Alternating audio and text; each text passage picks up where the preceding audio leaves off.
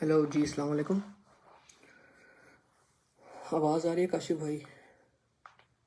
एक मिनट में अपना दरवाज़ा बंद कर।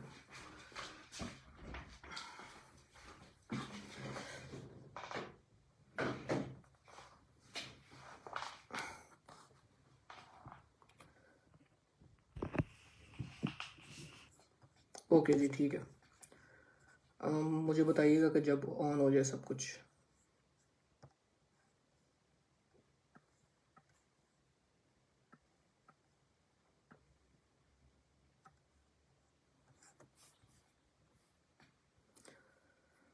ओके। जी, अस्सलाम वालेकुम everyone. My name is Mohammad Saad Naeem और आज अकॉर्डिंग टू स्केड्यूल मेरा एक सेशन है आप सबके साथ to introduce you or to let you know about Erasmus Mundus Scholarship and also Marie Curie PhD scholarships. So let's begin. Okay, so first of all मैं अपना इंट्रोडक्शन दे देता हूँ। मेरा नाम मोहम्मद साद नईम है और मेरा BS मटीरियल्स इंजीनियरिंग मैंने की थी सबसे पहले पाकिस्तान से, GI के इंस्टीट्यूट से, और उसके बाद I was awarded an Erasmus Mundus scholarship in Europe. मेरी जो स्कॉलरशिप थी वो it was based on membrane engineering and the programme was called Erasmus Mundus masters in membrane engineering for a sustainable world, long name. उसके बाद अब वो programme renew हो चुका है, उसको अब MESD कहते हैं, membrane engineering for a sustainable development. उस प्रोग्राम में मेरा एडमिशन हुआ था फुल स्कॉलरशिप पे and then I went to 4 different countries. हर सेमेस्टर डिफरेंट कंट्री में होता है, आपको पता है सबको एरास्मस का। और उसके अंदर 4 डिफरेंट कंट्रीज़ थे। every semester was in a different country. And then उसके बाद in my 4th semester of my masters I was offered a Marie Curie position also in the solar chemistry. So जी, मैंने सबसे पहले engineering की थी, उसके बाद I was doing membrane engineering. पहले मटीरियल्स इंजीनियरिंग की, फिर membrane engineering which is mostly related to chemistry. ज़्यादातर काम उसमें केमिस्ट्री का था। And then I applied for my PhD, and my PhD is now related to computational quantum chemistry. So yeah, so field थोड़ी switch हुई है मेरी, लेकिन it's not that difficult to switch your fields as far as you know what you are doing. Okay, so this was just a brief introduction of me. So you know who you are listening to, and then I am going to briefly introduce you to Erasmus Mundus programs. Just a brief introduction. Erasmus Mundus is an European Union education initiative program जिसके अंदर they are offering different master programs which are mostly upcoming new fields, जिसमें बहुत ज़्यादा research और development की ज़रूरत है। अभी ज़्यादातर प्रोग्राम्स इससे रिलेटेड होते हैं। और उसके बाद they are offering a very nice package of scholarship. They are paying you every month. They cover the cost of your travel. They cover all the educational expenses. They cover your visa fees and everything. Or the best part of Erasmus Mundus programs are that they are usually focused in different universities. तो आप different universities के अंदर जाते हो और बहुत सारे Erasmus programmes आपको मिल जाएंगे जो कि स्पेन, मोस्टली प्रोग्राम्स या जिनका फर्स्ट सेमेस्टर या कोई दूसरा या थर्ड सेमेस्टर स्पेन के अंदर होता है, तो Spain and also different other countries, and especially Marie Curie scholarships are also, a lot of them are available in Spain. So currently I am based in Spain because मेरी PhD यहाँ पे Spain के अंदर है। Okay, सो Erasmus और उसके बाद Marie Curie का भी कुछ ऐसा ही होता है। You are offered a very nice scholarship mostly in different European institutes. उसके अंदर भी you can find a lot of scholarships in Spain. मैंने डिस्क्रिप्शन के अंदर लिंक्स दे दिए हैं इरास्मस मुंडस प्रोग्राम की कैटलॉग के भी, जहाँ पे आप जाके सर्च कर सकते हैं। और मैंने यूरेक्सिस की website for hunting PhD scholarships पूरे यूरोप में आप उस पर लगा सकते हैं फ़िल्टर, स्पेन का या किसी भी कंट्री का, तो आप जाके उसको सर्च कर सकते हैं वहाँ पे पोजीशंस को। PhD पोजीशंस भी, मैरी क्यूरी पोजीशंस, हर किस्म की अदर पोजीशन भी आप यूरेक्सिस की वेबसाइट जो कि मेरे डिस्क्रिप्शन में दी है, आप वहाँ पे सर्च कर सकते हैं। Okay, so let's start with सारे प्रोग्राम की रिक्वायरमेंट्स तकरीबन सेम होती हैं। सबको एक सीवी चाहिए, एक रेलिवेंट बैकग्राउंड चाहिए, लेटर ऑफ मोटिवेशन चाहिए, और आपको लेटर ऑफ रेफरेंसेस चाहिए मास्टर्स के केस में, and you need a competent profile to show. तो उसके बाद once you have selected your country, once you have selected your program, तो सबसे पहले प्रोग्राम के ऊपर फोकस कर लेते हैं कि प्रोग्राम के सिलेक्शन का क्राइटेरिया या आपको प्रोग्राम सेलेक्ट कैसे करना चाहिए अप्लाई करने के लिए, क्योंकि बहुत सारे प्रोग्राम्स हैं अप्लाई करने के लिए and I see students getting overwhelmed कि कहाँ पे अप्लाई करना चाहिए भी। तो फर्स्ट ऑफ ऑल आपको रिसर्च करनी है, आपको अपनी प्रोफाइल का पता होना चाहिए। मेक योर ओन सीवी, आपको पता होना चाहिए कि आपके पास कौन सी कॉम्पिटेंस है, कौन सी एक्सपर्टीज़ आपके पास हैं, किस तरह के प्रोजेक्ट्स में आपने काम किया है, और वो डिफाइन करेगा कि आपकी फील्ड आगे कौन सी हो सकती है। और अगर आपको फील्ड स्विच करनी है तो फिर you must have some background के जो आप शो कर सको कि मैंने इस चीज़ में थोड़ा सा काम किया and I want to switch. तो आप रिसर्च करो प्रोग्राम्स के बारे में। आपको प्रोग्राम की वेबसाइट ऊपर नीचे आगे पीछे से फॉरवर्ड्स एंड बैकवर्ड्स सारी पढ़नी है आपने जाके। आपने देखना है कि वे ऑफ़र क्या कर रहे हैं, वो आपसे क्या चाहते हैं, आपके वो बताते हैं कि जो स्टूडेंट्स हमसे पढ़ने के बाद जो पढ़ लेंगे हमसे, वो आगे जाके क्या करेंगे। तो सारी चीज़ें उनकी वेबसाइट पे मेंशन होती हैं, सारी रिक्वायरमेंट्स मेंशन होती हैं, उनको क्या चीज़ चाहिए, उनका विजन क्या है इस प्रोग्राम को लेके। आप वो सारी चीज़ें को पढ़ें, और आई वुड सजेस्ट कि एक एक्सेल शीट बनाएं जिसके अंदर आप सारे प्रोग्राम्स की इस तरह से डिटेल्स लिखिए कि उनकी डेडलाइंस क्या हैं, उनका मेन एरिया ऑफ फोकस क्या है, मेरी रेलिवेंस इनके साथ कैसे बनती है, बनती भी है या नहीं बनती। उस एक्सेल शीट में आप शीट के अंदर आप हर चीज़ मेंटेन करें। उसके बाद गूगल का यूज़ करें रिसर्च के लिए। आप अपने लिंक्डइन प्रोफाइल को बिल्ड करें, अच्छी सी प्रोफाइल बनाएं, ताकि अगर कोई रिक्रूटर या कुछ भी आपकी सीवी पे भी आपका लिंक होना चाहिए, क्योंकि लिंक्डइन का तो जब वो लिंक्डइन पे आए तो उसके ऊपर सारी की सारी आपकी प्रोफाइल बड़े अच्छे तरीके से मेंशन हो। ठीक है, और बी केयरफुल। मैंने नोटिस किया कि कुछ स्टूडेंट्स लिंक्डइन की प्रोफाइल को सही मेंटेन नहीं करते, और उस पर जो चीज़ें पोस्ट कर रहे होते हैं। यू शुड नो कि LinkedIn is a professional platform. वहाँ पे आप मीम्स वगैरह प्लीज़ मत शेयर करें, क्योंकि रिक्रूटर्स लोग वो देख रहे होते हैं कि आप क्या किस तरह का कंटेंट उसके ऊपर शेयर कर रहे हैं। एंड उसके बाद सबसे इंपॉर्टेंट चीज़ जो प्रोग्राम को अप्लाई करने के अंदर आती है वो रेलेवेंस है। आपकी रेलेवेंस जितनी ज़्यादा जिस किसी प्रोग्राम के साथ होगी, उतनी ज़्यादा आपके चांसेस है कि आप सिलेक्ट होंगे। सबसे इंपॉर्टेंट क्राइटेरिया किसी भी स्कॉलरशिप के लिए किसी भी कंट्री के अंदर रेलेवेंस होता है। अगर आपने प्रूव कर दिया कि आप जो प्रोफेसर हायर कर रहे हैं पीएचडी के लिए, या जो लोग आपको हायर कर रहे हैं रासमस मुंडस के लिए, अगर आपने प्रूव कर दिया कि आपके पास वो रेलेवेंट कॉम्पिटेंस, वो एंथुसियाज्म और वो मोटिवेशन है उसी चीज़ को स्टडी करने की, तो that's the biggest thing that they care about. और उसके बाद सो रेलेवेंस, आपकी रिसर्च होनी चाहिए प्रोग्राम के ऊपर पूरी, कि वो क्या चाहते हैं आपसे, और उसके बाद आपने अपनी एप्लीकेशन को क्राफ्ट करना शुरू करना है। ठीक है, तो अब आपने ये देख लिया कि आपने प्रोग्राम की रिसर्च कर ली, और आपको ये भी पता कि आप किस कंट्री जाना चाहते हो, आपने उसके प्रोग्राम्स भी ढूंढ लिया, आपने रिसर्च भी कर ली। और आप एप्लीकेशन बनाने से पहले आपको ये सोचना है कि क्या चीज़ें मैटर करती हैं एप्लीकेशन के अंदर। ऐसी क्या चीज़ है कि जो कि डिसाइडिंग फैक्टर है आपकी सिलेक्शन का। तो सब चीज़ें, everything is a deciding factor. आपका जीपीए, आपकी रेलिवेंस, आपके projects, the quality of projects, आप वे ऑफ प्रेजेंटेशन कैसा है आपका, आपकी एप्लीकेशन कैसे बनी हुई है, आपका लेटर ऑफ मोटिवेशन, आपके रेफरेंस लेटर्स, आपका विजन, और इस तरह की इन सब चीज़ों की डिटेल में अभी मैं जाऊँगा। लेकिन ये चीज़ें हैं, तकरीबन हर चीज़ आपकी एप्लीकेशन के अंदर रेलेवेंस रख रही होती है। और उसके बाद हम आ जाते हैं कुछ फंडामेंटल्स पे किसी भी एप्लीकेशन के लिए जो आपको चाहिए होते हैं। तो आप अगर किसी भी यूरोपियन कंट्री या स्पेन या फ्रांस, किसी भी कंट्री के अंदर अगर आप देखें, तो उनका एक होलिस्टिक फ्रेमवर्क है कि वो यूरोपास की सीवी यूजली मांग रहे होते हैं। तो make a Europass CV, make an account on Europass, और उसके ऊपर जो जो भी उनका क्राइटेरिया है उसके मुताबिक आप सीवी बनाएं। What you can not do इसके, उन्होंने आपसे यूरोपास की सीवी मांगी और आप वर्ड पे सिंपल सी एक सीवी बना के दे रहे हैं। So don't do these mistakes. और तो अब हम फंडामेंटल्स पे चलते हैं। सबसे पहले सीवी पे आ जाते हैं।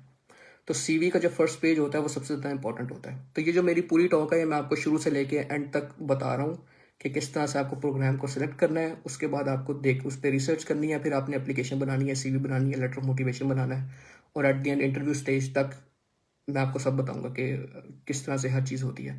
डिटेल्स में मैं अभी बहुत ज़्यादा टेक्निकल डिटेल्स में नहीं जाऊँगा, वो आप मुझसे बाद में क्वेश्चन कर सकते हैं इस बारे में। तो सबसे पहले सीवी पे डिस्कशन कर लेते हैं। तो सीवी का जो फर्स्ट पेज होता है वो सबसे ज़्यादा इंपॉर्टेंट होता है। आपका जो फर्स्ट पेज पर जो इन्फॉर्मेशन पड़ी हुई है, अगर वो रेलिवेंट नहीं है उस प्रोग्राम के साथ जहाँ पे आप अप्लाई कर रहे हो, तो वो आपकी सीवी साइड पे रख देंगे। उसकी वजह ये है कि क्योंकि उनके पास इतनी सारी सीवीज आ रही होती हैं, कंपटीशन बहुत ज़्यादा है, हर कंट्री में बहुत ज़्यादा कंपटीशन है, चाहे वो स्पेन हो, चाहे वो फ्रांस हो, चाहे वो यूएस हो, चाहे वो कनाडा हो, चाहे वो कोरिया हो, चाहे वो चाइना हो, हर साइड पे कंपटीशन बहुत ज़्यादा है। और they don't spend a lot of time reading 4 pages of your C. वो फर्स्ट पेज पे देखते हैं कि आपका एक्सपीरियंस, आपकी डिग्री और जो चीज़ें आपने उस पर मैंशन की हुई है, क्या they are good enough to hook them into your application. अगर वो नहीं, आपकी सीवी साइड पे रख देंगे।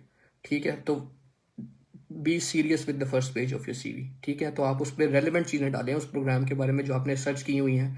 आपने रेलिवेंस पहले ही बना ली थी, रिसर्च कर ली थी, एक्सेल फाइल में आपने लिख लिया था कि ये प्रोग्राम इस चीज़ से रिलेटेड है, मेरा ये वाला प्रोजेक्ट इससे रेलिवेंट हो सकता है, मेरा एक्सपीरियंस इससे ये वाला रेलिवेंट हो सकता है। वो सारी चीज़ें फर्स्ट पेज के ऊपर आप अच्छे तरीके से प्रेजेंट करें।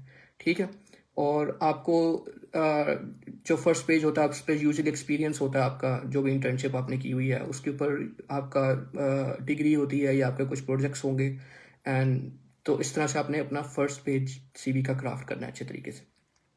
उसके बाद डिस्कशन कर लेते हैं कि एक्सपीरियंस या जो प्रोजेक्ट्स आप लिखते हैं उसको लिखना कैसे है। Take a scientific way. आपको साइंटिफिक वे से, अगर आप रिसर्च किसी प्रोग्राम में अप्लाई कर रहे हो, तो your way of presentation of your projects and the experience should be very scientific.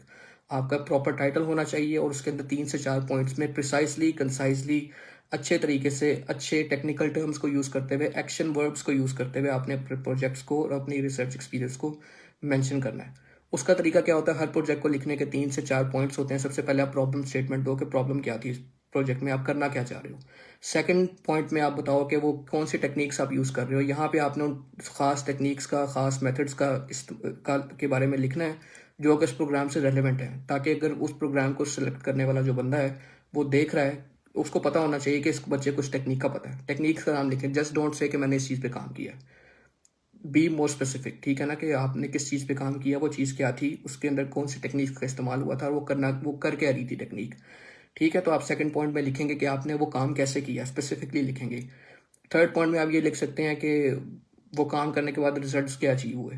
And be also very specific with your results. Don't just say कि मैंने रिजल्ट्स रिपोर्ट में कोट कर दिए थे या रिपोर्ट लिख दी थी। ट्राई टू टेल देम के आउटकम्स क्या थे। जैसे for example speed 2x increase हो गई, प्रोसेस वॉज मोर एफिशिएंट। ठीक है ना, also try to use numbers. The process was 24% more efficient, the speed of the process is now 2x। ठीक है ना, इस तरह से आप उसको लिखें अपने प्रोजेक्ट्स के उसको। And try to mention things जो आपने प्रोजेक्ट में सीखी हैं। अगर आपने कोई इक्विपमेंट चलाना सीखा है तो आप वो भी उस डिस्क्रिप्शन के अंदर 3-4 पॉइंट्स के अंदर लिखें। और अगर आपने कोई टूल चलाना सीखा है, आपने कोई पाइथन से एनालिसिस किया, वो चीज़ें लिखें, क्योंकि ये चीज़ें ज़रूरी हैं। वो प्रोजेक्ट जब पढ़ते हैं तो वो देखना चाहते हैं आपने क्या क्या चीज़ टच ऑन की थी प्रोजेक्ट के दौरान, और आपको क्या क्या आता है। और हर प्रोजेक्ट को इस तरह ही आप टाइम लगाएं, थोड़ा अपने प्रोजेक्ट के बारे में आपको पता होना चाहिए और उसको इस तरह से टेक्निकली एक्सप्लेन करें। ठीक है, सीवी बहुत इंपॉर्टेंट होती है। It has to be short and concise, but it has to be very very impactful. उनको देखते साथ उनको पता चल जाना चाहिए कि you know what you are talking about. ठीक है, उसके बाद इरेलीवेंट चीज़ों का डिस्कशन मत करें सीवी के अंदर। बताने की इतनी डिटेल में ज़रूरत नहीं है किसी ऐसी चीज़ की जो कि प्रोग्राम से रेलिवेंट ही नहीं है। ठीक है, उसको शॉर्ट कर दें। जो चीज़ें प्रोग्राम से इरेलीवेंट हैं लेकिन अच्छी हैं, उसको शॉर्ट कर दें। जो रेलिवेंट है उनको डिटेल में एक्सप्लेन करें। ठीक है, और हर प्रोग्राम की रेलिवेंसी डिफरेंट है, तो आपकी सीवी हर प्रोग्राम के लिहाज से स्पेसिफिकली टेलर्ड होनी चाहिए। You can not use the same CV and apply everywhere and then expect कि आपको अच्छे रिजल्ट्स मिलेंगे। ठीक है, सीवी के लेंथ का ख्याल रखें, ज़्यादा लंबी नहीं होनी चाहिए। Use action words. मैंने डिस्क्रिप्शन के अंदर हार्वर्ड का एक लिंक दिया है जिसके अंदर उन्होंने टिप्स और ट्रिक्स बताए हैं अपने सीवी के लिए और रेज्यूमे के लिए। उसके अंदर एक्शन वर्ब्स का पूरा एक टेबल है। उन एक्शन वर्ब्स को यूज़ करें। डोंट से कि मैंने ये किया। Say words which are impactful like researched, for example saying that I analysed, I managed. ठीक है ना, इस तरह के एक्शन वर्ब्स उस लिस्ट के अंदर बहुत अच्छे दिए हैं, उनको यूज़ करें। ठीक है, और वही चीज़ें अपनी लिंक्डइन प्रोफाइल पे भी उसी तरह से बुलेट पॉइंट्स पे लिखा करें आप। ठीक है, और उसके बाद अगर सीवी बहुत लंबी जा रही है आपकी, तो फॉर्मेटिंग पे थोड़ा उस पर फोकस करें। ठीक है, कुछ चीज़ों का फॉन्ट छोटा किया जा सकता है, कुछ चीज़ों की स्पेस कम की जा सकती है। तो इस तरह से आप अपने स्किल्स, सारे रेलिवेंट स्किल्स मेंशन करें, लेकिन मेक श्योर कि सीवी की लेंथ ओवरवेलमिंगली ज़्यादा ना हो जाए। ठीक है, उसके बाद मूक्स मेंशन करें, अपना एक्सपीरियंस, अपनी एजुकेशन मेंशन करें। और जब भी आप अपनी डिग्री लिखें, मैं बीएस इन कंप्यूटर इंजीनियरिंग या जो भी है, जीपीए लिखने के साथ नीचे कुछ रेलेवेंट कोर्सेज लिखें जो आपने अपनी डिग्री के अंदर किए थे, जिस प्रोग्राम से रेलेवेंट है। ठीक है, तो उनको पता होना चाहिए कि आपने क्या क्या स्टडी किया उस डिग्री के अंदर। ठीक है, इसी तरह से अपनी लैंग्वेज, कॉन्फ्रेंसेस, पब्लिकेशन, सब कुछ प्रिसाइज वे में अपनी सीवी के अंदर लिखें। तो ये एक आपको मैंने कुछ पॉइंट्स मैंने टच कर दिए हैं जो कि सीवी के अंदर इंपॉर्टेंट होते हैं. And now let's move to the letter of motivation. तो ये आर्ग्यूबली सबसे इम्पोर्टेंट पार्ट होता है आपकी एप्लीकेशन का. वो सीवी देखने के बाद जब वो आपको देख लेते हैं कि सीवी में रेलेवेंट कॉम्पिटेंसी है और they have done something good in research या उस फील्ड से रिलेटेड, तो फिर वो आपका लेटर ऑफ मोटिवेशन खोलते हैं. ठीक है. अब लेटर ऑफ मोटिवेशन का मकसद ये नहीं होता कि अपनी सीवी को आप एक लंबे सेंटेंसेस में लिख दो. Letter of motivation is supposed to show what you care about, what your personality is, how you came into this field, why you are passionate about this field, why you want to pursue what you want to pursue, what your short-term goals are, what your long-term goals are. Do you have some vision with life? Do you have are you like interesting person? क्या आपकी मतलब वो आपकी personality को ज़्यादातर देख रहे होते हैं उस लेटर के अंदर, और आप किस तरह के क्लेम्स कर रहे हो, और ठीक है ना, ये सारी चीज़ें इंपॉर्टेंट होती हैं इसके अंदर. थोड़ा पर्सनल टच इंपॉर्टेंट होता है लेटर ऑफ मोटिवेशन के अंदर. तो लेटर ऑफ मोटिवेशन को जो तरीका होता है अच्छा लिखने का, किसी भी अच्छी यूनिवर्सिटी को अगर आप टारगेट कर रहे हो, किसी भी प्रोग्राम को टारगेट कर रहे हो, तो उसका तरीका ये होता है कि आप डोंट राइट थिंग्स लाइक कि मेरी ड्रीम है एजुकेशन अब्रॉड लेना और मेरी ज़िंदगी तब्दील हो जाएगी इससे. ठीक है. These are very clichéd naive things to right.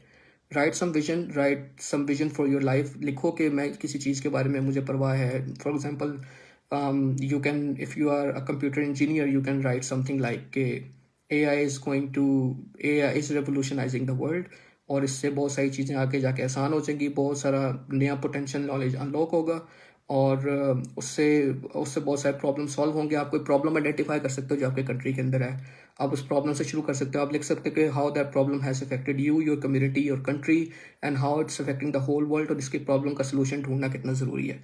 और इसका प्रॉब्लम का जो सोल्यूशन है वो एजुकेशन में, रिसर्च में लिखा हुआ है. तो इसलिए मैं इस फील्ड में आया था. That's why I am passionate and motivated to pursue this field. Just don't write कि मैं मोटिवेटेड हूँ. You have to give a reason why you are motivated. तो उसके पीछे एक बैक स्टोरी होनी चाहिए, जिसमें एक विजन होना चाहिए, जिसमें कोई प्रॉब्लम सॉल्विंग आपके अंदर, जिसको कहते हैं आप प्रॉब्लम सॉल्विंग चाह होनी चाहिए आपके अंदर, कि आप कुछ करना चाह रहे हो. ठीक है ना. तो ये सबसे अच्छा तरीका होता है अपनी मोटिवेशन को जाहिर करने का. ठीक है. और the story could be anything. आपकी कोई पर्सनल स्टोरी हो सकती है, क्लाइमेट चेंज जैसे इश्यूज हो सकते हैं, इट कुड बी एनीथिंग. तो बस ये है कि वो लॉजिकल कोहेरेंट आर्ग्यूमेंट होना चाहिए. फिर आप उसको लेकर आए कि आप why you are interested in this field, और जब आप इस फील्ड में आए, आपने बैचलर्स किया, तो आपने फिर क्या किया. ठीक है. अब आपने बता दिया आप बहुत मोटिवेटेड हैं, आपने पूरी कहानी भी बांध दी कि आप बहुत मोटिवेटेड हैं. अब आपको प्रूव करना है कि आप मोटिवेटेड हैं या नहीं है, और वो प्रूव आपकी कॉम्पिटेंस है, आपके प्रोजेक्ट्स हैं, आपकी डिग्री है, आपके स्कोर्स हैं, आपके आइल्स का स्कोर है, आपके प्रोजेक्ट के अंदर जो आपने चीज़ें सीखी हैं वो एक प्रूफ है. आपने उसको एज अ प्रूफ यूज़ करना है कि आपके पास वाकई में वो रेलिवेंट कॉम्पिटेंसी है. और जो चीज़ें, जो प्रोजेक्ट्स आप मेंशन कर रहे हैं, अब मुझे मेंशन करने की जरूरत नहीं होनी चाहिए कि वो सारी चीज़ रेलिवेंट होनी चाहिए प्रोग्राम से. You can not write something which is irrelevant just to prove a point. तो आप अगर जिक्र कर रहे हो कि आप इस फील्ड के लिए बड़े मोटिवेटेड हो, तो आपको बताना है कि आपने उसमें क्या काम किया. यहाँ पे आप अपनी कॉम्पिटेंस, अपने प्रोजेक्ट्स, वो सारी चीज़ें जो प्रोग्राम से रिलेट करती हैं, वहाँ यहाँ पे प्लग इन करते हो आप. ठीक है. और उसके बाद आपने साथ साथ बताना होता है कि आपने किसी प्रोजेक्ट का जिक्र करने के बाद आप बताओ कि आपने इस प्रोजेक्ट में क्या सीखा. आपने लिटरेचर व्यू करना सीखा, आपको रिसर्च पेपर्स लिखने आए, आपको बिगर पिक्चर देखनी आई चीज़ों की. You learn how to self learn. ठीक है ना. ये बहुत ज़रूरी है कि उनको देखना होता है कि कैन यू सेल्फ लर्न. तो उन चीज़ों का जिक्र करें प्रोजेक्ट के बारे में जब आप लिख रहे हो, तो try to build a story कि मैं इस पे काम मैंने किया, इसके दौरान मुझे ये चीज़ें सीखनी थी, मैंने खुद से सीखी, मैंने क्लास से बाहर जाके कुछ ऑनलाइन कोर्सेज किए इसको सीखने के लिए. This is the way you how you prove your competence, कि आप पैशनेट क्यों हो इस बारे में. ठीक है. And write your own SOP या letter of motivation. Be original. ठीक है. क्योंकि ये 2-3 ग्रुप्स ही हमारे पास पाकिस्तान में जिसमें सब लोग अपना लेटर शेयर कर रहे होते हैं. अगर आप वहाँ से कॉपी पेस्ट करेंगे और सारी पाकिस्तान की एप्लीकेशंस वहाँ जाके सिमिलर होंगी, तो हम कंपटीशन में पीछे रह जाते हैं. So try to be original, try to write for your own self. अपने बारे में खुद पर्सनल टच दें, अपनी कहानी खुद बताएं, अपनी कॉम्पिटेंस खुद बताएं, अपने तरीके से लिखें, और फिर उसको अच्छा सा लेटर ऑफ मोटिवेशन आप क्राफ्ट करें. उसके अंदर एक्स्ट्रा करिकुलर एक्टिविटीज़ का भी जिक्र करें, ताकि पता चले कि एकेडमिक लाइफ नहीं है सिर्फ आपकी, आप साइड पे कुछ और भी करते हो, और अच्छी चीज़ों का जिक्र करें. ठीक है. थोड़ा कम्युनिटी वर्क अगर आपने किया उसका जिक्र करें. ठीक है. और just be original in your letter of motivation. ठीक है ना. डोंट ट्राई टू बी आप अच्छी लोग मैंने देखा ज़्यादातर बहुत हाई वोकेबलरी पे फोकस कर रहे होते हैं. It has to be very concise, it has to be very simple English, और आर्ग्यूमेंट पे फोकस करें। जो आप बता रहे हैं वो बात कोहेरेंट होनी चाहिए, वो स्टोरी कहीं से शुरू हो रही हो, उसका मिड पॉइंट हो, उसका आखिर हो, और एट द एंड वो पूरा जो आपने लिखा है वो प्रूव कर रहा हो कि यू आर वेरी केपेबल, ठीक है ना, to pursue such a degree, ठीक है। तो this was just some basic tips on letter of motivation. तो और ये दिस गोज विद एवरीथिंग, इसी तरह की चीज़ें आपको जब भी आप पीएचडी के लिए हंट कर रहे हो तो यही टिप्स होती हैं। जब भी आप मास्टर्स के लिए हंट कर रहे हो, कहीं भी आप अप्लाई कर रहे हो किसी भी एकेडमिक पोजीशन के लिए, उस सब के लिए ये चीज़ें सीवी में और लेटर ऑफ मोटिवेशन में इंपॉर्टेंट है, ठीक है। Try to be in the word limit, अगर उन्होंने आपको कोई वर्ड लिमिट दिया उसके अंदर ही रहें। Try to submit your application on time, ठीक है, इस तरह की सारी चीज़ें। और जब आप लिख रहे हैं, अगर आपको, ठीक है ना, मैंने नोटिस किया बहुत सारे लेटर ऑफ मोटिवेशन जो लोग मुझे सेंड करते हैं उसके अंदर ग्रामेटिकल एरर्स होते हैं, उसके अंदर पंक्चुएशन के मिस्टेक्स होती हैं। तो कोई ग्रामरली जैसा कोई दूसरा एआई टूल, आजकल बहुत सारे एआई टूल्स हैं जो कि आपको हेल्प करते हैं अच्छा राइट करने के लिए, आप उसको यूज़ करें, ठीक है, ताकि आपकी इंग्लिश अगर लिखते हुए इतनी अच्छी नहीं है तो वो टूल आपकी इंग्लिश को बेहतर कर दे थोड़ा, ठीक है। तो आप इस तरह की टूल्स को भी इस्तेमाल करें साथ साथ। उसके बाद आ जाते हैं लेटर ऑफ रेफरेंसेस। ये इरास्मस के लिए या जो भी लोग मास्टर्स में अप्लाई कर रहे हैं स्पेन में या किसी और कंट्री में, उसके लिए बहुत इंपॉर्टेंट होता है। ज़्यादातर मैरी क्यूरी एप्लीकेशंस में या पीएचडी एप्लीकेशंस में आपको इस लेटर ऑफ रेफरेंसेस की ज़रूरत नहीं पड़ती, लेकिन मास्टर्स में ज़रूरत पड़ती है।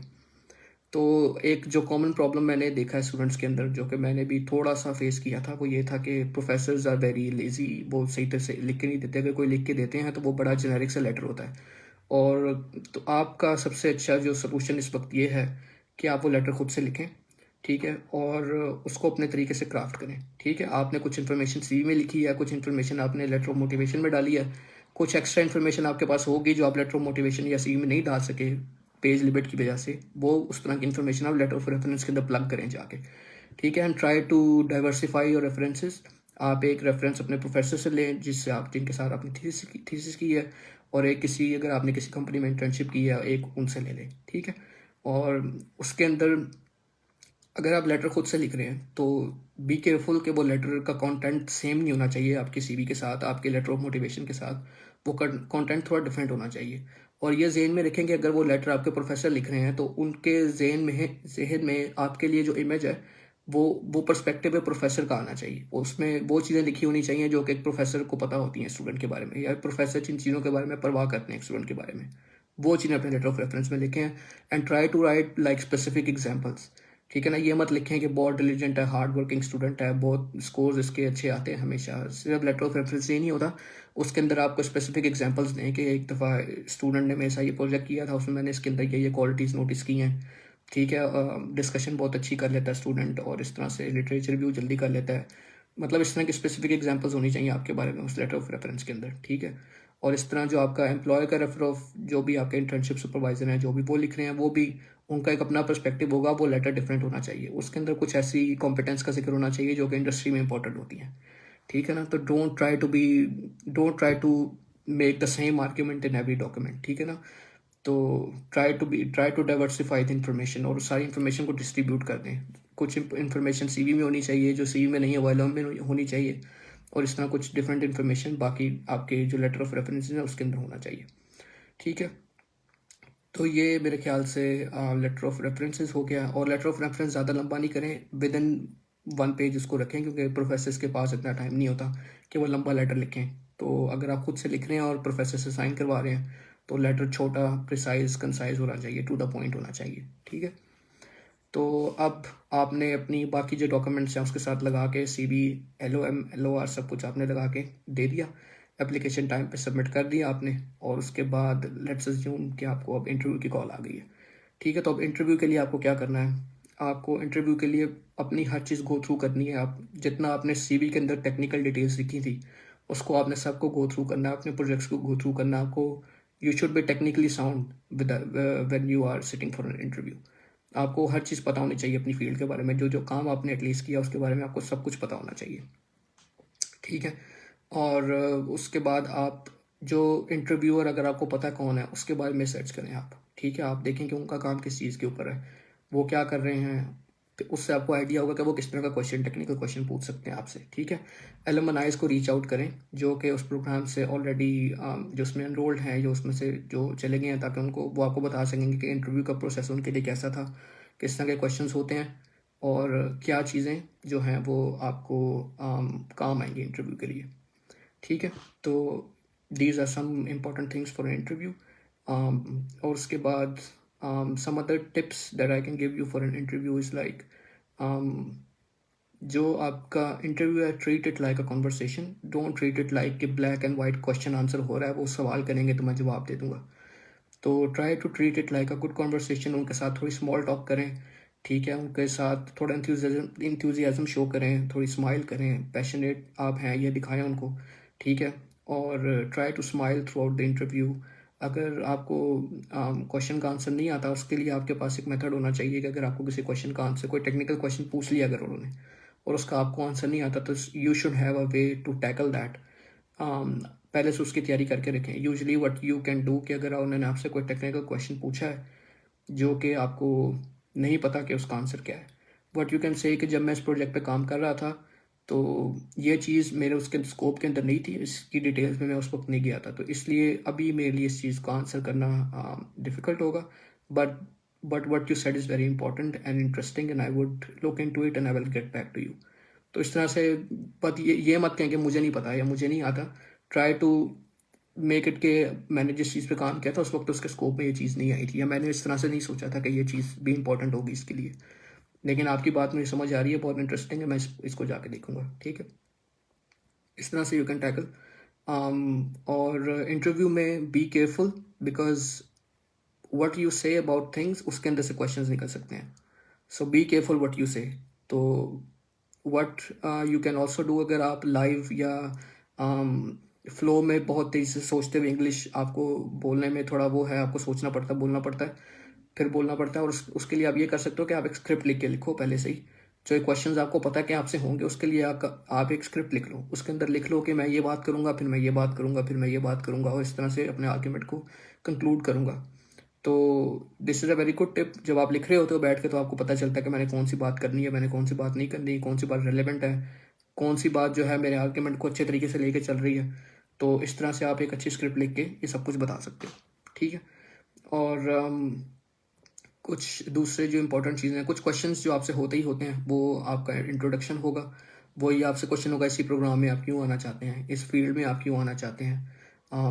कई दफ़ा ये आपसे क्वेश्चन हो जाता है कि for example Spain culture is very different from Pakistan culture, आप यहाँ पे आके एडजस्ट कर लेंगे, कैसे करेंगे, उसका आंसर आपके पास होना चाहिए, ठीक है ना।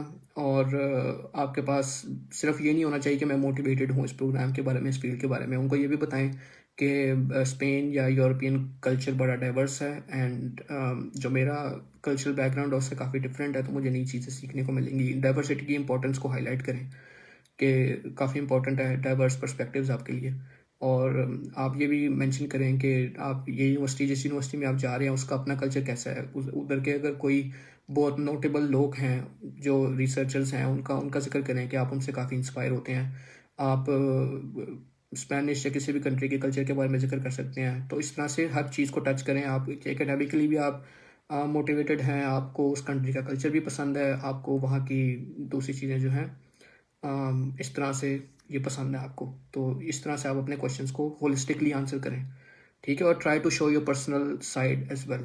आपको उनकी पर्सनैलिटी देखनी होती है इंटरव्यू के अंदर। वो ये देख रहे होते हैं कि can you talk, can you express your ideas, can you speak fluently, can you think while you talk, can you present your self. तो इंटरव्यू का सारा मकसद ये होता है। वहाँ पे ये मकसद नहीं होता कि वो आपसे टेक्निकल क्वेश्चंस करेंगे, वो करते हैं सिर्फ ये देखने के लिए कि आपको पता है या नहीं पता। लेकिन यूजुअली वो आपको एज अ पर्सन देख रहे होते हैं, आपके पर्सनैलिटी को देख रहे होते हैं कि अगर हम इनको यहाँ पे ले आते हैं अपनी लैब के अंदर, अगर पीएचडी आप अप्लाई कर रहे हो या अपने इस ग्रुप के अंदर लेकर आते हैं, तो क्या आप सेट हो सकते हो यहाँ पे, आप फिल हो, मतलब आप प्लेसेस जो वहाँ पे है उसके अंदर उन लोगों में आप इंटीग्रेट हो सकते हो या नहीं हो सकते। तो दीज आर इंपॉर्टेंट थिंग्स जो कि इंटरव्यू में वो देख रहे होते हैं। कुछ टेक्निकल क्वेश्चंस हो सकते हैं, उसके लिए सब कुछ हर चीज़ की तैयारी करें। लॉन्ग टर्म और शॉर्ट टर्म गोल्स लाजमी बताएं अपने। लॉन्ग टर्म गोल आपका ये हो सकता है कि इस पर्टिकुलर फील्ड में मैं इस एरिया में काम करना चाहता हूँ, या एक as a researcher, as a scientist काम करना चाहता हूँ, या एक इंडस्ट्री में काम करना चाहता हूँ, या पाकिस्तान में वापस आके अपनी इंडस्ट्री स्टार्ट करना चाहता हूँ। इट कुड बी एनीथिंग, ठीक है। और स्ट्रेंथ्स और वीकनेसेस पूछी जाती हैं इंटरव्यू के अंदर। एंड प्लीज़ डोंट से कि मेरी वीकनेस है कि I care too much, I work too much, I am an workaholic and I am a perfectionist. These are not weaknesses.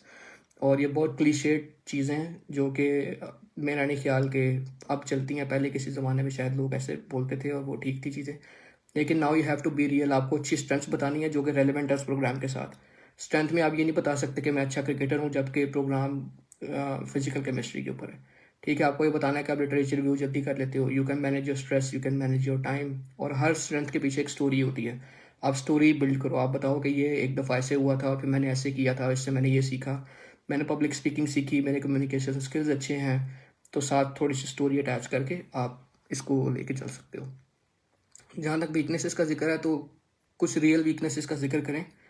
और वीकनेस को बताने का तरीका मेनली ये होता है कि आप एक स्टोरी बताते हो कि उस चीज़ ने आपको कैसे थोड़ा सा नेगेटिवली इम्पैक्ट किया, और उसके बाद बताते हो कि आप उस चीज़ से फाइट कैसे कर रहे हो। तो वीकनेस को बताने का ये तरीका होता है। और कोई ऐसी वीकनेस नहीं बतानी जो कि आपकी सारी कॉम्पिटेंस को अंडरमाइन कर दे। बिल्कुल नॉर्मल सी, जो कि बहुत ह्यूमन थिंग्स होती हैं, इस तरह की कोई वीकनेस आप बताएं ट्रिवियल सी, और उसको बताएं कि this impacts you a little bit but you are working on it. ठीक है, तो दिस इज़ द वे। तो इससे आपका इंटरव्यू थोड़ा ज़्यादा एंगेजिंग हो जाता है, थोड़ा डिफरेंट हो जाता है बाकी लोगों से। तो उनको याद रहती हैं फिर चीज़ें इस तरह की। तो इट्स वेरी इंपॉर्टेंट। उसके बाद क्यूरियोसिटी भी शो करें इंटरव्यू के दौरान। अगर उन्होंने आपको एट द एंड क्वेश्चन आपसे कहा है कि आप कोई क्वेश्चन कर सकते हैं, तो बिफोर हैंड क्वेश्चंस कुछ प्रिपेयर करके रखें आप। तो क्वेश्चंस पूछें उनसे एट द एंड। तो दिस वाज मोस्टली कि इस तरह से आप अपनी एप्लीकेशन को क्राफ्ट करो। सीवी अच्छी सी बनानी है। एलओएम में क्या चीज़ें होनी चाहिए मैंने आपको बताया, एलओआरस में क्या चीज़ें होनी चाहिए, इंटरव्यू कैसे दिया जाता है, उसके लिए स्क्रिप्ट आप लिख लें, पहले से तैयारी कर लें। अपना माइक्रोफोन, कैमरा, लैपटॉप सब कुछ टेस्ट करके रखें, बिकॉज इट्स वेरी ऑकवर्ड जब इंटरव्यू के दौरान आपका टेक्निकल इश्यूज आ रहे होते हैं। तो be careful with that. Research your interviewer, अच्छी से लिंक्डइन प्रोफाइल बना के रखें। और जब आपका इंटरव्यू हो जाए, अगर अच्छा इंटरव्यू होता है, तो you can also send them a thank you email कि thank you for giving me the opportunity to talk and it was very interesting and I am really looking forward to the decisions and I am very enthusiastic and interested for this position. ठीक है, चाहे PhD हो या चाहे masters हो। तो ये चीज़ें हैं कुछ कि आपको एप्लीकेशन बनानी कैसे है। और उसके बाद हम डिस्कशन ये भी थोड़ी सी इस बारे में भी कर लेते हैं कि रिजल्ट्स जो हैं वो जब आते हैं तो हम समझते हैं कि हमने सब कुछ तो ठीक किया था, फिर रिजेक्शन कैसे आ गई। तो रिजेक्शन के पीछे मैंने आपको जैसे बताया बहुत सारे फैक्टर्स हो सकते हैं। आपकी हर चीज़ वो देख रहे होते हैं, लेकिन एट दी एंड एक रैंडम फैक्टर भी होता है। वो ये होता है कि उनको एट दी एंड 1 या 10 या 20 बंदे सेलेक्ट करने होते हैं, और कंपटीशन बहुत ज़्यादा फियर्स होता है। हम अपनी तरफ से और अपने पर्सपेक्टिव से, या जिन लोगों को हम जानते हैं उनके लिहाज से हम बहुत अच्छी एप्लीकेशन बना रहे होते हैं, लेकिन हमें नहीं पता जब कंपटीशन में पूरी दुनिया के लोग अपनी एप्लीकेशन सेंड कर रहे हैं तो उनके साथ हमारी एप्लीकेशन किस तरह से मैच हो रही है और किस तरह से कम्पीट कर रही है। तो इट्स वेरी इंपॉर्टेंट कि आप बहुत डिलीजेंटली, बड़े अच्छे तरीके से आप इसको देखें, हर चीज़ को अच्छी सी एप्लीकेशन क्राफ्ट करके भेजें। और अगेन उसका टिप्स एंड ट्रिक्स यही है कि आप ज़्यादा से ज़्यादा रिसर्च करें प्रोग्राम के ऊपर।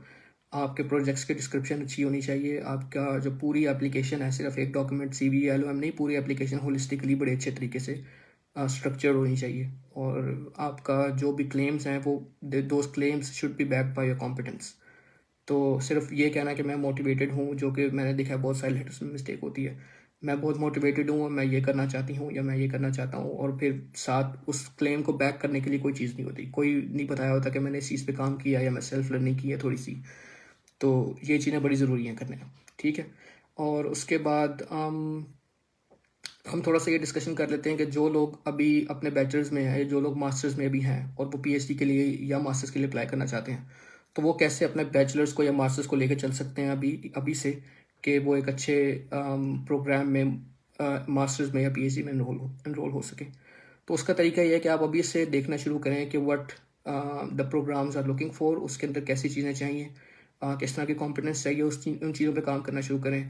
आजकल कौन से हॉट टॉपिक्स हैं जिसके ऊपर बहुत ज़्यादा हम प्रोग्राम्स आ रहे हैं, उन्हीं उन्हीं चीज़ों पर प्रोजेक्ट करना स्टार्ट करें। ठीक है, और प्रोजेक्ट्स की क्वालिटी अच्छी होनी चाहिए। आपके आपके रिसर्च के प्रोजेक्ट्स की क्वालिटी बहुत मैटर करती है। अगर आपके रिसर्च जो बिल्कुल जिसको कहते हैं बहुत बेसिक लेवल की है, कोई ख़ास उसमें टेक्निकल कम्प्लेक्सिटी नहीं है, तो फिर उसका कोई फ़ायदा नहीं होता। और आपके लिए आपको बहुत अच्छा लगता होगा, या आपके जो ग्रुप के लोग हैं उनके लिए उनके लिहाज से बहुत अच्छा होगा, लेकिन कंपटीशन बहुत ज़्यादा है। और बाकी जो कंट्रीज़ के स्टूडेंट्स हैं, they are very very serious about research. तो जब उनकी एप्लीकेशन आपके साथ आके compete करती है तो then there's a big difference, फिर वहाँ पे सारा कुछ डिसाइड हो रहा होता है। तो और अगर आप यूनिवर्सिटी में है तो learn to write and learn to read. एक तो हमें ये बताया नहीं जाता कि हम असाइनमेंट बना क्यों रहे हैं। असाइनमेंट का या किसी भी चीज़ को लिखने का मकसद होता है कि आप लिखना सीखो, आपको लिखना आना चाहिए। आप अपने आइडियाज़ को, अपने थॉट्स को, अपने आर्ग्यूमेंट्स को वर्ड में लिखना सीखो और उससे अच्छे सेंटेंसेस बनाना सीखो। सेंटेंसेस को अरेंज करके अच्छे पैराग्राफ्स लिखने सीखो, पैराग्राफ्स को अरेंज करके अच्छा चैप्टर लिखना सीखो। ठीक है, तो ये मकसद होता है लिखने का। If you can write something good you can convince anyone on anything. ठीक है, तो a skill to write and a skill to read is very very important. ठीक है, आपके इंटेलेक्ट को शार्प करता है, आपको आपको डिफरेंट पर्सपेक्टिव देता है कि बात किस तरीके से करनी है कि people actually listen to you. ठीक है, और हर चीज़ का पहले से प्लान करें। आप अगर आप मास्टर्स में अप्लाई कर रहे हैं तो आपको पता होना चाहिए प्रोग्राम की डेडलाइन क्या है, एक साल में मैंने क्या क्या चीज़ें अचीव करनी है to be very to be a very competent person to pursue this thing. ठीक है, अच्छी क्वालिटी के प्रोजेक्ट्स करें और अपना बैचलर्स या मास्टर्स का टाइम प्रॉपरली स्पेंड करें अगर आपका गोल मास्टर्स या पीएचडी करना है। ठीक है, ऑनलाइन कोर्सेज करें, रिलेवेंट ऑनलाइन कोर्सेज करें। जो नए टूल्स हैं, for example Python, for example ChatGPT, इस तरह के टूल्स को इस्तेमाल करना सीखें क्योंकि these are coming and you should know how to use them. ठीक है, और उसके बाद जितने भी ऑनलाइन रिसोर्सेज हैं उन पे काम करें, अपने इंटेलेक्ट को शार्प करें, डिसिप्लिन मेंटेन करें। डिसिप्लिन अप्रोच होनी चाहिए हर चीज़ की आपके पास। और एट द एंड यही कि आप अच्छे से मेहनत करें इन चीज़ों के ऊपर। और अपने जो इंटेलेक्ट है आपका, your brain should be capable of separating the noise from the real signal. ठीक है ना, हर बंदे की बात में ऐसे नहीं आ जाना होता। हर बंदे हर चीज़ में एकदम से बस किसी ने कह दिया तो बस अप्लाई कर दिया, किसी ने कह दिया तो उधर चल गए, किसी ने कुछ कह दिया तो उधर चले गए, डिग्री छोड़ दी। तो you should be able to separate some noise out of the real signal. ठीक है, और उसके लिए ज़रूरी है कि आप चीज़ों का मुताला करें, आप पढ़ें, आप सोचें, आप लिखें। और या इसी नोट पे मैं एंड करूँगा अपनी टॉक को।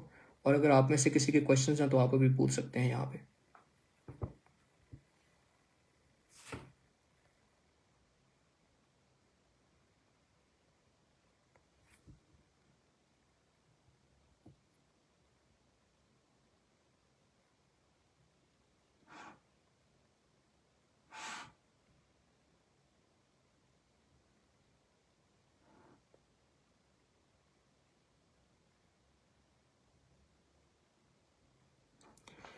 ओके, क्वेश्चन है कि if I change my topic from thesis which topic and publish research in later field and apply um, on later research. They asked to include thesis title. Should I include my master's thesis? Okay, let me read it again. If I change my topic from thesis.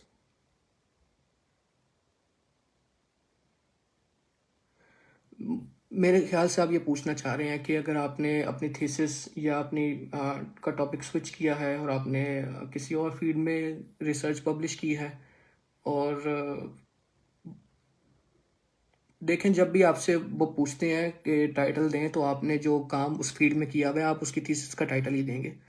आप उसे उन्हीं चीज़ों का title देंगे जो कि जो जिन चीज़ों पे आपने काम किया। और अगर पब्लिश किया तो उसका टाइटल अगर आप दे दें, अगर आपने पब्लिश नहीं किया तो आप सिंपल लिखने के अभी प्रोसेस में है पब्लिशिंग के ये। मीन वाइल अगर हमारे पास और क्वेश्चन आते हैं, मीन वाइल मैं इतनी देर में थोड़ा सा वीज़ा प्रोसेस की डिस्कशन कर लेता हूँ और जनरली लाइफ इन यूरोप या लाइफ इन स्पेन का क्या सीन है। तो जब आपका सिलेक्शन हो जाता है, these people send you an acceptance letter, या पीएचडी के केस में आपको एक कॉन्ट्रैक्ट, वर्किंग कॉन्ट्रैक्ट पूरा दिया जाता है जो कि which you take to the embassy. और उसके लिए आपको एम्बेसी की अपॉइंटमेंट लेनी होती है सबसे पहले। मैं स्पेन का जिक्र कर लेता हूँ। इनका वीज़ा प्रोसेस के अंदर अगर आप मास्टर्स के लिए आ रहे हो या फिर आप पीएचडी के लिए आ रहे हो, सबसे इंपॉर्टेंट चीज़ तो एक तो फाइनेंशियल मीन्स देख रहे होते हैं। अगर आपको स्कॉलरशिप मिली हुई है फिर तो इट्स नो प्रॉब्लम। इरास्मस के लेटर में और मैरी क्यूरी, इरास्मस के केस में लेटर के अंदर लिखा होता है कि हम सब कुछ प्रोवाइड कर रहे हैं। और इसी तरह मैरी क्यूरी का जो वर्किंग कॉन्ट्रैक्ट होता है उसके अंदर आपकी सैलरी लिखी होती है। तो उसके बाद आपके लिए एक जो इंपॉर्टेंट चीज़ होती है वो police verification certificate, police character certificate होता है। मेरे ख्याल से मुझे एग्जैक्टली याद नहीं है कि कौन सा ऑफिस होता है वो, लेकिन वहाँ से ईजिली बन जाता है। फिर उसकी अटेस्टेशन होती है। आप उसको स्पेन के केस में इस्लामाबाद से पहले वेरीफाई करवाते हो। फिर उसको आप ministry of foreign affairs MOFA के ऑफिस से वेरीफाई करवाते हो, और उसके बाद थर्ड स्टेप होता है कि स्पेनिश एम्बेसी इन पाकिस्तान उसको वेरीफाई करती है। और डिग्रीज़ का भी आपको अटेस्टेशन चाहिए होती है मोस्ट केसेस में। तो आपकी जो बैचलर्स की या मास्टर्स की डिग्री है, it should B attested from AGC, it should also be attested from ministry of foreign affairs. ठीक है। तो अप्लाई जब आप कर रहे हैं या जब भी आप इन प्रोसीजर्स में हैं, तो साथ साथ मेक श्योर कि your documents are ready for visa application as well. कुछ केसेस में आपको मेडिकल सर्टिफिकेट चाहिए होता है, but it's very easy to make. Basic forms होते हैं, पिक्चर्स, आपके पासपोर्ट, इस तरह की चीज़ें, और अपॉइंटमेंट बेसिकली आपको लेनी होती है, और उस अपॉइंटमेंट में जाके आपको अपना बायोमेट्रिक्स देने होते हैं, और फिर आप अप्लाई करते हो वीज़ा के लिए। और यूजुअली वीज़ा का जो टाइम है आने का वो 1 महीना होता है। और 1 महीने के बाद आपको आ जाता है, फिर देन यू कैन फ्लाई। और उसके अलावा life in Europe in general is so one thing that I want to tell you guys, जो भी परसू कर रहे हैं इस तरह के प्रोग्राम्स को, हम सिर्फ सोचते हैं कि हम बाहर चले जाएंगे पाकिस्तान से तो हर चीज़ फिक्स हो जाएगी। That's not the case. ऐसे नहीं होता। यहाँ पे education actually is much more tougher than Pakistan. You have to manage everything yourself. आपको सब कुछ खुद से करना होता है। आपको you have to be very discipline in your approach. You have to learn to manage time, to manage your stress, हर चीज़ कैसे करनी है। ज़्यादातर केसेस में हमें खाना भी सब बच्चे खुद ही बना रहे होते हैं अपना। You have to manage your room, have to clean everything. आपको हर चीज़ का ख्याल रखना होता है, और साथ एजुकेशन करनी होती है। पाकिस्तान में सिर्फ हम एजुकेशन ले रहे होते हैं और बाकी सारे काम आर टेकन केयर ऑफ। तो you have to be very discipline, be mentally prepared for that. उस टाइप के स्ट्रेस के लिए आपको मेंटली प्रिपेयर रहना चाहिए जब भी आप आ रहे हो। तो या this is something very basic. I'm looking for questions. Can we make motivation letter using heading like research, extracurricular? Um, I I mean I don't know. You can, but it's not really important. आपका structure होना चाहिए letter, कि आप शुरू में अपना vision बता रहे हो, दरमियान में एक मेन बॉडी है, उसके अंदर आप अपने सारे प्रोजेक्ट्स का जिक्र कर रहे हो, उसके बाद छोटा सा पैराग्राफ एक्स्ट्रा करिकुलर्स का हो सकता है, उसके बाद कंक्लूडिंग आर्ग्यूमेंट हो सकता है। तो पैराग्राफ में आप डिस्ट्रीब्यूट कर लो या हेडिंग लिख लो। मेरे ख्याल से पैराग्राफ्स में बेहतर है, हेडिंग इतनी ज़रूरी नहीं है, उसको बिल्कुल सिस्टमेटाइज करने की ज़रूरत नहीं है। You can right everything in a holistic fashion. उसके बाद हमारे पास एक और क्वेश्चन है। इन्होंने फिज़िक्स MSc की है, GPA कह रहे हैं थोड़ा पुअर है।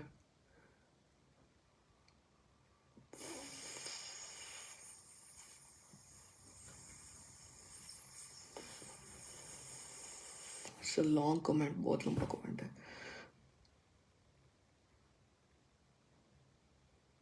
देखिए, अगर आपने अपनी फील्ड स्विच की है, डिग्री दूसरी की है, तो it should not have an impact, क्योंकि जो आपने लेटेस्ट जिस चीज़ पे काम किया है वो चीज़ वो देख रहे होते हैं वो लोग। ठीक है। And even if you have some gaps, people have this question a lot कि मेरा कोई गैप है या मैंने किसी चीज़ पे पहले काम किया था तो अब मैं किसी और चीज़ में हूँ, तो वो कैसे चीज़ें देख रहे होते हैं। तो वो इतना हार्ड एंड फास्ट रूल नहीं होता। वो ये यूजली देख रहे होते हैं कि जिस चीज़ के लिए आप अप्लाई कर रहे हो उस चीज़ की कॉम्पिटेंस आपके पास है या नहीं है। ये this is the main basic. उसके साथ आपकी रेलेवेंस कितनी ज़्यादा है। अगर आपने पीछे कुछ और किया था, अब आप कुछ और कर रहे हो, और लेटर में आप लिख देते हो कि मैंने पहले कुछ किया था लेकिन recently I got interested into this and then I pursued this, और मैंने अपने इंटरेस्ट को परसू करने के लिए ये चीज़ें की हैं। If you can mention all the steps कि मैंने डिग्री की, मैंने कोर्सेज किए हैं, मैंने ऑनलाइन कोर्सेज भी किए हैं, मैंने इसमें कॉम्पिटेंस किया है, ये मेरे कुछ प्रोजेक्ट्स हैं, देन इट्स फाइन। अगर आपके पास कोई कॉम्पिटेंस नहीं है, फिर एक प्रॉब्लम क्रिएट होता है। तो in your case it should be fine. Okay, Ali Raza पूछ रहे हैं कि how much LOM is different than a cover letter. देखिए, कवर लेटर यूजुअली जॉब्स के केस में होता है, लेकिन इसमें कोई कोई क्लियर बाउंड्री या क्लियर डिस्टिंक्शन नहीं है कि इनके अंदर क्या है। लेंथ में फ़र्क होता है। Cover letter is usually shorter, और वो बहुत स्पेसिफिकली उस पोजीशन के बारे में बात कर रहा होता है कि मैं इसमें इंटरेस्टेड हूँ, मेरे पास ये है, वो एक पेज का होता है यूजुअली कवर लेटर। लेकिन लेटर ऑफ मोटिवेशन का मेन मकसद होता है कि आप अपनी मोटिवेशन बता रहे होते हो कि मोटिवेशन आपकी क्या है, आप क्यों इसके अंदर अप्लाई कर रहे हो, कोई वजह है उसकी क्या है। जिस तरह मैंने आपको LOM के सेक्शन में पूरा बताया है कि आप एक विजन को लेकर चलें, कोई प्रॉब्लम आइडेंटिफाई करें, आप बताएं कि उस प्रॉब्लम का कोई सोल्यूशन होना चाहिए, उसके लिए नॉलेज बहुत इंपॉर्टेंट है। ठीक है। हर किस्म का प्रॉब्लम एग्जिस्ट करता है सोसाइटी के अंदर। पाकिस्तान में तो हर किस्म का प्रॉब्लम है। आप कोई अगर कोई टेक का प्रॉब्लम है, आप उसको लेके चल सकते हैं कि उसका अगर इसको सॉल्व कर दिया जाए तो पाकिस्तान में इसका इम्पैक्ट ये होगा, दुनिया में इम्पैक्ट ये होगा। और मैं ये चीज़ सीखना चाहता हूँ और इस चीज़ को इम्प्लीमेंट करना चाहता हूँ, और जो बेस्ट लोग इसको सिखा रहे हैं उनसे सीखना चाहता हूँ। तो इसलिए मैं प्रोग्राम को परसू कर रहा हूँ और इसलिए मैं इस डिग्री में आया था। फिर जिक्र करें कि मैंने बैचलर्स में ये चीज़ें की और फिर उस तरह से अपने आर्गूमेंट को लेकर चलें आप। मोहसिन जब्बार कह रहे हैं कि specially why this country, why this institute interview question. तो आप रिसर्च करें ना उस कंट्री के ऊपर, आपको बताना होगा कि वो कंट्री क्यों पसंद है आपको, ठीक है। तो फॉर एग्जांपल अगर मैं स्पेन की बात करूँ तो मैं बताऊंगा मेरा जो इंस्टीट्यूट है, जो मेरी प्रोफेसर जिनके साथ मैं पीएचडी कर रहा हूँ, she has a great profile, उनका एकेडमिया में बहुत नाम है, उनके पेपर्स मैंने पढ़े हैं, they are very very interesting, related to my field, related to what I want to work on. Institute का जो है उसकी इंस्टीट्यूट की अपनी रैंकिंग बहुत ज़्यादा अच्छी है। और स्पेनिश जो कल्चर है मुझे बहुत पसंद है, वेदर बहुत अच्छा है स्पेन का, हर वक्त सनलाइट रहती है और इस तरह की आप चीज़ें जिक्र कर सकते हो, ठीक है। और यहाँ स्पेन की एजुकेशन बहुत अच्छी है, स्टूडेंट लाइफ जो है वो काफ़ी अच्छी है। इस तरह की एग्जांपल्स आपको गूगल पे मिल जाएंगी ईजिली, आप जाके ढूंढ सकते हो। इंटरव्यू के बारे में मैंने इस मोहसिन पूछ रहे हैं गाइड करने, मैंने इसी वीडियो के अंदर, आप इसको जब ये पब्लिश हो जाएगी आप पीछे जाके देख सकते हैं, इंटरव्यू के इंस्ट्रक्शंस कुछ मैंने दिए हैं, तो आप जाके देख सकते हैं। उसके बाद एक क्वेश्चन है कि मोहम्मद सना का, I have completed BS with 2.92 and master 3. Is this BS GPA suitable to scholarship in plant genomic? देखें, मैं आपको नहीं बता सकता ये जिस तरह GPA मैंने आपको शुरू में बताया कि सिर्फ GPA मैटर नहीं करते, there are lot of things that are relevant, आपके प्रोजेक्ट्स, आपकी क्वालिटी ऑफ रिसर्च, किन किन चीज़ों में आपने काम किया, कितना कितना काम किया है, कितनी अच्छी आपकी एप्लीकेशन थी, कितनी अच्छी CV थी, कितना अच्छा लेटर ऑफ मोटिवेशन था, हर चीज़ को आपने किस तरह से जोड़ा है, उन चीज़ों पे भी डिपेंड कर रहा होता है। और कोई भी GPA तो कोई भी चीज़ जब आप कर रहे हो तो उसको आपको शो करना है कि अगर एक चीज़ आपकी GPA साइड पे अगर आप थोड़े वीक हो तो बाकी चीज़ों पे काम करो, फिर ऑनलाइन कोर्सेज करो, एक्स्ट्रा स्किल सीखो, वो CV में लगाओ, ठीक है। तो that should also help you. और हर फील्ड का अपना होता है, जो प्रोफेसर आपको हायर कर रहा है वो बताएगा कि GPA उसको कितना चाहिए, मैं नहीं बता सकता, कोई भी नहीं बता सकता आपको। Is it necessary to have a acceptance? हर कंट्री टू कंट्री वेरी करता है, ज़ाहिर है। जब तक आप प्रोफेसर आपको सेलेक्ट नहीं करेगा तब तक आप कैसे हायर होगे? तो आई डोंट नो कि आपका क्वेश्चन का मेन मतलब क्या है। हर कंट्री का अपना सीन होता है, ज़ाहिर आप प्रोफेसर को इंटरव्यू देते हो, आपको सेलेक्ट करते हैं, उसके बाद आपको एक्सेप्टेंस लेटर मिल जाता है, फिर आप जा सकते हो वहाँ पे, एम्बेसी लेटर लेके जा सकते हो, फिर एम्बेसी आपको दे देती है वीज़ा।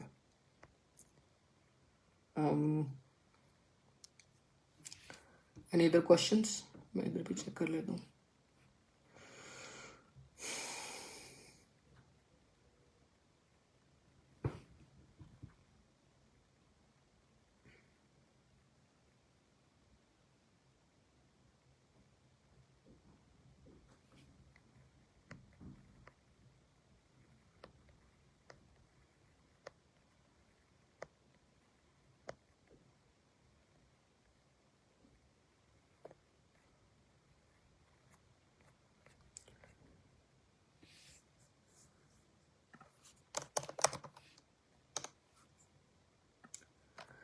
रिकमेंडेशन लेटर का क्वेश्चन आया। रिकमेंडेशन लेटर के बारे में देखें, recommendation letter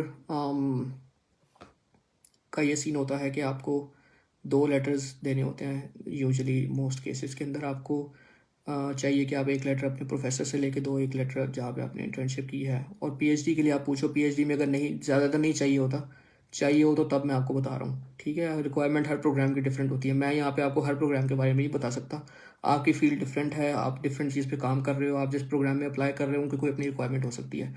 basically recommendation letter का सीन ये होता है कि आपको आपका प्रोफेसर या आपका जो एम्प्लॉयर हैं जिसने जिनके साथ आपने जॉब की है, वो आपके कुछ स्किल्स के बारे में डिस्कशन करते हैं, वो आपको बताता है, आपके बारे में बताते हैं प्रोग्राम को कि इनके पास ये स्किल है and they were a good worker, या जो भी चीज़ें। उसमें मैंने आपको ये बताया था कि अच्छा रेफरेंस, और अगर आपको नहीं पता कि रिकमेंडेशन या रेफरेंस लेटर लिखा कैसे जाता है तो पहले आप गूगल पर जाएँ, देखें लिखा कैसे जाता है। मैं जो जिक्र कर रहा हूँ वो ये है कि आपको अपने लेटर को बड़ा स्पेसिफिक रखना है, आपको जेनेरिक चीज़ों का जिक्र नहीं करना। जेनेरिक चीज़ें मतलब कि बहुत अच्छा है ये और इसका काम बहुत अच्छा है, स्पोर्ट्स में बहुत अच्छा है। आपको जो प्रोग्राम जो चाह रहा है ना आपसे, उन चीज़ों के बारे में डिस्कशन करनी है अपने लेटर के अंदर। आपके प्रोफेसर वो चीज़ें लिखें जो कि प्रोग्राम से रेलिवेंट हैं, उन स्किल्स का जिक्र करें। तो ये आप, और जो प्रोफेसर की प्रोफाइल है जो आपको रिकमेंड कर रहे हो वो भी कोशिश करें कि अच्छी प्रोफाइल उनकी हो, और वो प्रोफेसर वो रेकमेंड कर रहे हो जिनके साथ आपने कोई रिसर्च वाला काम थोड़ा बहुत किया हुआ है, ठीक है ना, जिनके साथ आपने अपनी थीसिस की है, वो रेकमेंड करें, उसके अंदर जिक्र करें उन स्किल्स का जो कि आपके पीएचडी जहाँ पे आप अप्लाई कर रहे हो उससे रेलिवेंट स्किल्स हैं, ठीक है। तो ये मैंने आपको थोड़ा सा बता दिया। एंड यू आस्क्ड कि if you have a gap in education how I can defend. तो आपको डिफेंड उस तरह ही करना है, आपको बताना है कि गैप क्यों है, ठीक है। आप बताओ कि बीच में जॉब कर रहा था और उसके दौरान भी मैंने, फिर आप उसको कवर अप करो कि मैंने उस दौरान कुछ चीज़ें और भी की, मैंने अपने स्किल्स पे काम किया, ठीक है ना, तो उस तरह से कवर कर सकते हो आप।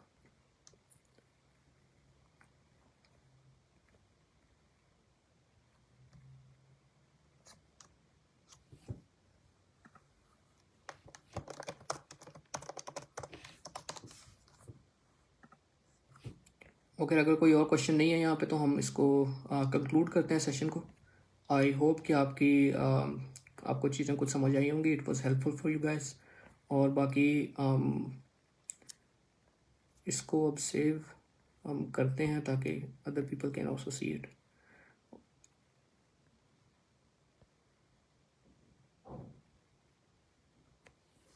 यहाँ पे क्वेश्चन आया, हाँ जी, बड़ा अच्छा क्वेश्चन है कि आप स्पेन में और कौन सी स्पेनिश जो स्कॉलरशिप्स हैं वो यूजुअली आपको हर इंस्टीट्यूट दे रहा होता है यहाँ पे। आप यू कैन अप्लाई टू, जिस तरह मेरा इंस्टीट्यूट है ICIQ, वहाँ पे हर साल पीएचडी के लिए, मास्टर्स के लिए भी कुछ स्कॉलरशिप्स अनाउंस होती हैं, ठीक है। तो you can go check them out और आप उनमें अप्लाई कर सकते हो। आप ये भी कर सकते हो कि you can write cold emails to professors और उनको आप अपने आप को इंट्रोड्यूस करो, आप अपनी CV अटैच करो और कहो कि मैंने आपको कुछ पेपर स्टडी किए हैं, your field is relevant to mind, your work is very interesting, और अगर आपके पास कोई PhD की या मास्टर्स की कोई पोजीशन है तो I would be very very interested उसके अंदर। तो you can apply in this way to professors, जो उन्होंने हायर करना होता है वो फिर इस चीज़ को सीरियस लेते हैं और फिर वो they can contact you back और फिर आपका डायरेक्टली इंटरव्यू हो सकता है। तो this is also one way to achieve scholarships other than Marie Curie और एरास्मस, क्योंकि कुछ स्कॉलरशिप्स होती हैं जिनका उस तरह से हमें नहीं पता होता, हर कंट्री के स्पेसिफिक होती हैं। तो स्पेन के केस में जैसे मैंने आपको बताया डिफरेंट इंस्टीट्यूट्स हैं, जिस तरह यहाँ पे एक CSIC एक इंस्टीट्यूट है, इमेटेक एक इंस्टीट्यूट है, वहाँ पे मैड्रिड के अंदर उनकी स्कॉलरशिप्स अनाउंस होती हैं। मेरा इंस्टीट्यूट है ICIQ, डिफरेंट यूनिवर्सिटीज़ हैं स्पेन की, बार्सिलोना में यूनिवर्सिटीज़ हैं, वो लोग अपनी स्कॉलरशिप्स ऑफर करते हैं। आप उनकी वेबसाइट पे जाके सर्च कर सकते हैं, सिंपल गूगल पे जाकर लिख सकते हैं master scholarships for this field in Spain, और आपको उनके बारे में इंफॉर्मेशन मिल जाएगी। और दूसरा, मैंने आपको प्रोफेसर्स को कांटेक्ट करने का तरीका भी बता दिया। और उसके बाद आई have done bachelors in biotechnology and genetic engineering, ठीक है ठीक है ठीक है।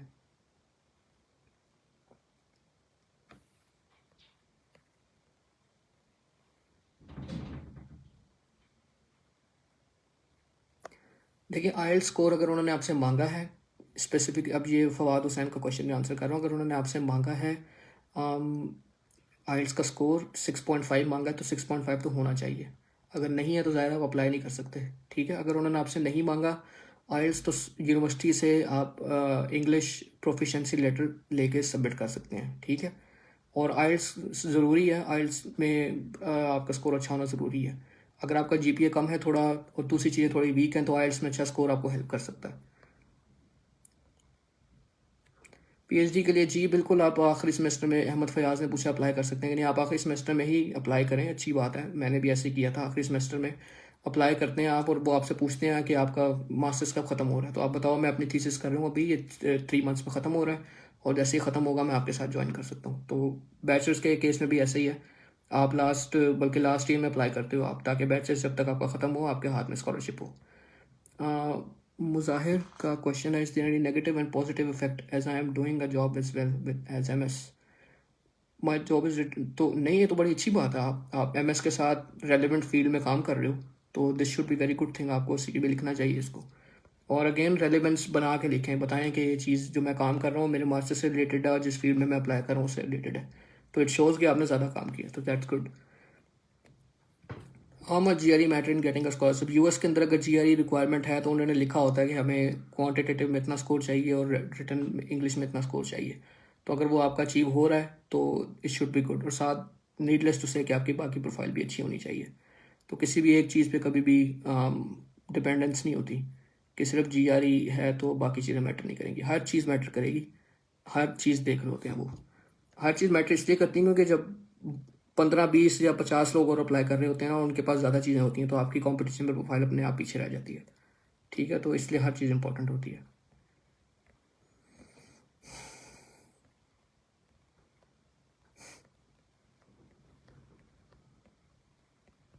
Okay,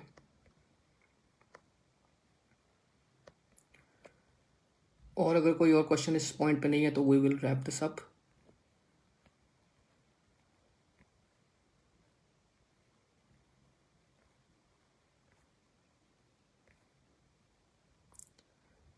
how to apply for scholarship in last year bachelor, ये बिल्कुल कंप्यूटर पे बैठेंगे आप, यही क्वेश्चन आप गूगल पे लिखेंगे और आपको आंसर मिलेगा इसका। मैंने आपको बताया कि आप प्रोग्राम की वेबसाइट पे जाएंगे, वहाँ पे डेडलाइंस लिखी होंगी और वो डेडलाइन को, और उन्होंने ये भी लिखा होगा हमें कौन कौन से डॉक्यूमेंट चाहिए। वो डॉक्यूमेंट आप बनाएंगे, CV बनाएंगे, LOM बनाएंगे, LORs बनाएंगे, डिग्री अपनी ट्रांसक्रिप्ट लेंगे यूनिवर्सिटी से और अप्लाई कर देंगे आप। तो यही है, और वो आपको अलाउ करते हैं, वो आपको कहते हैं अगर आप लास्ट ईयर में अपने हो तो आप अपना होप सर्टिफिकेट जिसको कहते हैं आप वो अटैच करके अप्लाई कर सकते हो। तो बिल्कुल अप्लाई कर सकते हैं आप, इसमें वो कोई प्रॉब्लम नहीं है।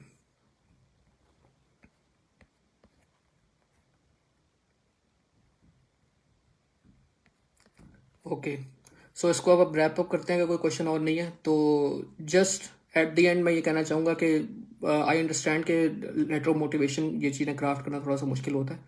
तो आप ये भी करें कि आप AI टूल्स को इस्तेमाल करें थोड़ा सा, आप उधर से जाके मेन बेसिक स्ट्रक्चर लें।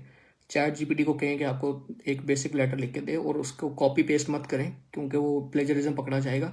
आप उसको जो ChatGPT आपको बेसिक स्ट्रक्चर दे रहा है उसके ऊपर थोड़ा काम करें, उसके अंदर अपना इनपुट दें, उसको बेहतर करें, सेंटेंसेस ऊपर नीचे करें, वर्डिंग चेंज करें उसकी, और उससे एक अच्छा लेटर बनाएं क्योंकि स्क्रैच से स्टार्ट करना आई कैन अंडरस्टैंड मुश्किल होता है। तो ChatGPT या ये AI टूल्स आपको एक बेसिक रफ स्ट्रक्चर देंगे और उसको आपने इम्प्रूव करना है, उसके अंदर अपनी रेलिवेंट डिटेल्स डालनी है उसके बाद आपने। ठीक है, तो this is very important. Iftikhar Ahmed कह रहे हैं I have done engineering but now I am working in education department as a teacher, how. तो एजुकेशन डिपार्टमेंट जो आपकी जॉब है वो आप लिखेंगे ना, आप एक्सपीरियंस में लिखेंगे कि एज अ टीचर मैंने ये चीज़ें पढ़ाई हैं, इन चीज़ों पे काम किया, ये मेरी रिस्पॉन्सिबिलिटीज़ थी, इसके बाद ये पढ़ाने के बाद मेरी इन चीज़ों में एक्सपर्टीज़ और बढ़ गई है, अब मेरे पास ज़्यादा नॉलेज है इस बारे में और अब मैं अपने नॉलेज को परसू करना चाहता हूँ, इसलिए मैं अब आके अप्लाई कर रहा हूँ। ठीक है,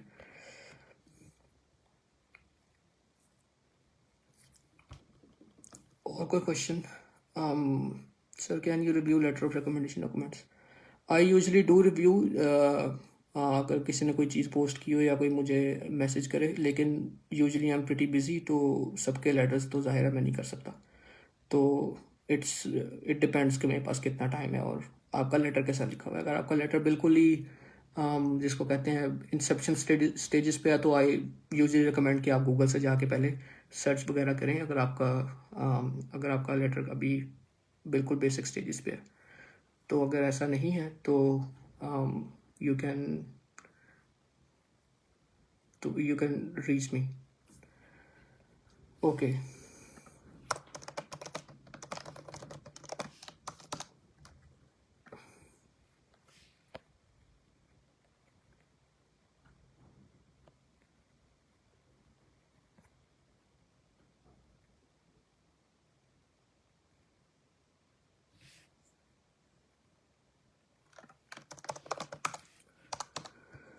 ओके जी, so I think that's it, और I hope it was helpful for all of you.